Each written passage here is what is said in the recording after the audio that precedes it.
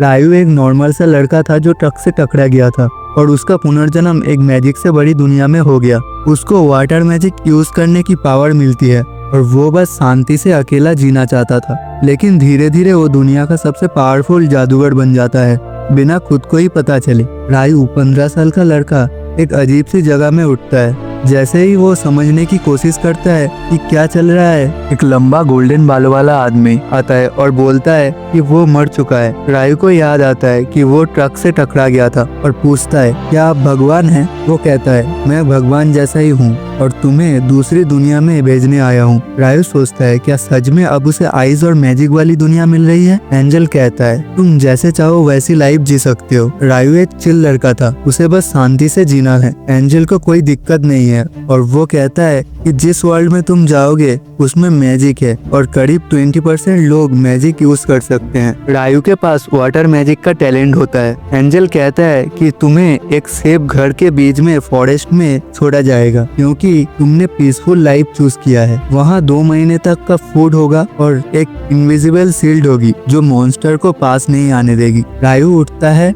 और तुरंत बाहर जाके अपनी नई मैजिक को टेस्ट करता है। फिर वो अपना घर चेक करता है जहाँ पे कुछ फ्रोजन मीट होता है एक फ्रीजर टाइप खाली जगह में और एक खाली बात, एक छुरी और 2 बिगिनर लेवल बुक्स होती है जो मॉन्स्टर्स और प्लांट्स के बारे में होती है। फिर वो बाहर जाता है और मैजिक से एक्सपेरिमेंट करता है। उसे पता चलता है कि वो सिर्फ सोच के ही वाटर क्रिएट कर सकता है बिना कोई स्पेल बोले। वो एक हॉट बाथ लेना चाहता है और उसको सिर्फ नॉर्मल टेम्परेचर का पानी बनाना आता है। तो वो फिर फायर बनाने की कोशिश करता है। केवमैन मोड ऑन करता है, स्टिक्स रब करता है पर फायर नहीं बनती। सफिशिएंट स्किल या स्ट्रेंथ भी नहीं होता तो फिर वो गिव अप करने लगता है। फिर सोचता है सनलाइट का यूज करके फायर बनाता हूँ। वो आइस का लेंस बनाता है, पानी के बूंदों को इमेजिन करता है, हीट गैदर करता है और फाइनली फायर क्रिएट करता है थैंक्स टू गॉड। अब वो हॉट बाथ एंजॉय करता है। फिर वो सोचता है कि अगर मॉडर्न साइंस को मैजिक से जोड़ दिया जाए तो और भी बेटर रिजल्ट मिलेंगे। नेक्स्ट डे जब वो ड्राइड मीट खा रहा होता है तब उसे रियलाइज होता है कि अब ऑफेंसिव पावर बढ़ाना होगा क्योंकि स्टोर्ड मीट खत्म होने के बाद मॉन्स्टर्स को हंट करना पड़ेगा। तो फिर वो वाटर बॉल थ्रो करने की प्रैक्टिस शुरू कर देता है। फर्स्ट ट्राई में ट्री हिट नहीं होता पर डैमेज भी नहीं हुआ था,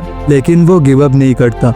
हाई प्रेशर वाटर जेट बनाने की कोशिश करता है लेकिन प्रेशर कम होने की वजह से ट्री तक नहीं पहुंच पाता। ऐसा लगता है जैसे हाथ से सूसू कर रहा हो। वो ऑलमोस्ट गिव अप कर देता है। अभी उसे उस एंजल की बातें याद आता है। मैजिक का की है इमेजिनेशन और प्रैक्टिस से सब कुछ इम्प्रूव किया जा सकता है। वो डेली वाटर जेट फेंकने की प्रैक्टिस करता है जब तक एक्यूरेटली ट्री को हिट नहीं कर पाता। रात को डायरेक्टली हॉट वाटर क्रिएट करता है नहाने के लिए। नेक्स्ट डे वो हवा से आइस क्रिस्टल बनाने की ट्राई करता है। उसका गोल होता है आइसी सेल लांच बनाने का, लेकिन आइस थ्रो करना और भी ज्यादा मुश्किल होता है। लेकिन फिर भी वो और भी ज्यादा प्रैक्टिस करता रहता है और वाटर मैजिक का और भी ज्यादा वेरिएशन सीखता है। दिन बीतता है और रायू और भी ज्यादा स्किल्ड होता है वाटर और आइस मैजिक में। एक दिन वो जंगल जाता है फूड कलेक्ट करने। जंगल एक्सप्लोर करता है, हर्ब्स कलेक्ट करता है, इन्हें दवा बोलते हैं। तभी एक एंग्री वाइल्ड सुअर उसे घूरता है। रायू डर के मारे फ्रीज हो जाता है। फिर वो सुअर उस पर अटैक करता है लेकिन रायू बाल बाल उससे बचता है। सुअर जाके एक ट्री पर टक्कर मारता है और उस ट्री को गिरा देता है। रायू हिम्मत जुटाता है और फिर ग्राउंड पे एक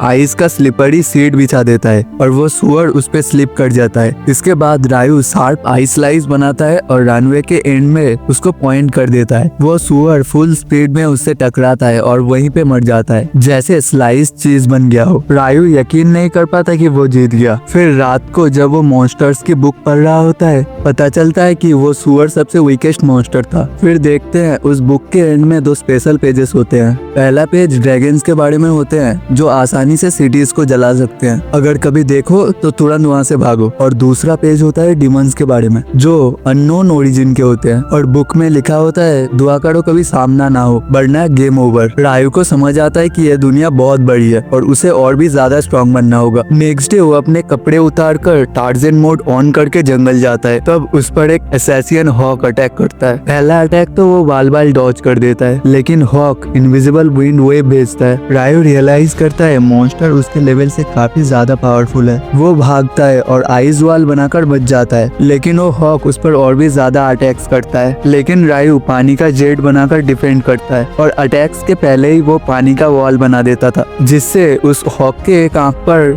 चोट लग जाता है। रायू वहाँ से भागता है और डायरेक्शन चेंज करता है। तभी उसे एक लेक पे एक हेडलेस नाइट और एक हेडलेस हॉर्स दिखता है। रायू शॉक्ड हो जाता है। तभी वो हेडलेस नाइट भी उसकी तरफ देखता है। लकीली वो उसके घर में वापस आ जाता है। उसके बाद वो फॉरेस्ट को एक्सप्लोर करना कंटिन्यू रखता है। वो और भी स्ट्रॉन्गर मॉन्स्टर्स के साथ लड़ता था और उसके अटैकिंग पावर्स को और भी इंक्रीज करता था। एक रात को वो फिर से उस ग्लोइंग लेक के पास जाता है, जहाँ पे वो देखता है वो हेडलेस नाइट उसी का इंतजार कर रहा होता है। रायू उस बुक पे इस हेडलेस मॉन्स्टर के बारे में कुछ नहीं देखा था। वो सोचता है क्या ये कोई हाई लेवल मॉन्स्टर है या फिर इसको मॉन्स्टर माना ही नहीं गया। लेकिन अभी इम्पोर्टेंट ये है कि रायू फाइट के लिए बिल्कुल रेडी है। वो दोनों काफी देर तक फाइट करते हैं और इवेंचुअली रायू थककर जमीन पे गिर जाता है। लेकिन वो हेडलेस नाइट उस पर अटैक नहीं करता, क्योंकि एक्चुअली वो हेडलेस नाइट उसको ट्रेन कर रहा होता है। वो हेडलेस नाइट एक क्रिस्टल नाइफ के ऊपर वाटर कास्ट करके उसे एक स्वॉर्ड बना देता है और वो उसे रायू को दे देता है और बोलता है वो इस टेक्निक पे मास्टर करे। जल्द ही उसके बाद रायू उस एसेसियन हॉक से दोबारा लड़ता है, लेकिन इस बार वो हॉक इवॉल्व हो चुका था, लेकिन फिर भी उसका एक आंख अंधा था। तभी वो इवॉल्व्ड हॉक विंड स्लाइस करता है। रायू इंस्टेंटली आइस वॉल बनाता है। अटैक्स अब और भी ज्यादा ताकतवर होते हैं। आइस वॉल टूट जाता है और रायू बाल बाल बचता है। फिर रायू आइसी शील्ड से उसे मारने की कोशिश करता है, बट वो फेल हो जाता है। फिर वो हॉक सोनिक अटैक करता है और रायू की शील्ड टूट जाती है। तभी वो हॉक थंडरबोल्ट से अटैक करता है और रायू शॉक्ड हो जाता है, लेकिन फिर भी वो क्रिस्टल स्वॉर्ड से डिफेंड करता है। वो इनविजिबल विंड को भी स्लैश कर देता है। वो हॉक जब वापस अटैक करता है, रायू उसके चेस्ट में तलवार घुसा देता है। हॉक गिर जाता है। रायू जब उसके पास जाता है तो उसे समझ आता है कि उन दोनों के बीच एक गहरा बॉन्ड बन चुका है और फिर वो हॉक को शांति से मरने देता है। रायू देन घर की तरफ जा ही रहा होता है, तभी उसके सामने एक ड्रैगन आता है। रायू सोचता है कि आज तो उसका आखिरी दिन है इस दुनिया में, लेकिन ड्रैगन उससे टेलीपैथी से बात करता है और पूछता है क्या रायू ने कोई ब्लैक हॉक को देखा है। रायू सोचता है शायद उसने ड्रैगन की कोई कंपेनियन को मार दिया है, लेकिन वो ड्रैगन काफी चिल निकला। वो रायू की अचीवमेंट की तारीफ करता है और कहता है जो स्वॉर्ड रायू ले जा रहा है वो फेरी किंग की स्वॉर्ड है। फिर वो दोनों काफी देर तक बात करते रहते हैं और शाम को ड्रैगन फिर से आता है और बोलता है हो सकता है हम दोनों फिर से मिलेंगे। दूसरी तरफ वो गॉड लाइक एंजल रियलाइज करता है कि उसने रायू के स्टैट्स में कुछ इंपॉर्टेंट डिटेल्स मिस कर दिया है। पता चलता है कि रायू एंजल के 10,000 सालों के इतिहास में दूसरा ऐसा बंदा है जिसके अंदर एक स्पेशल ट्रेट है, यानी स्पेशल गुण है, जो कि है इटर्नल यूथ, यानी हमेशा जवान रहने की शक्ति। तो पहले एपिसोड यहीं तक था। आगे की एपिसोड देखने के लिए चैनल को जरूर सब्सक्राइब कर लेना। तब तक के लिए थैंक यू।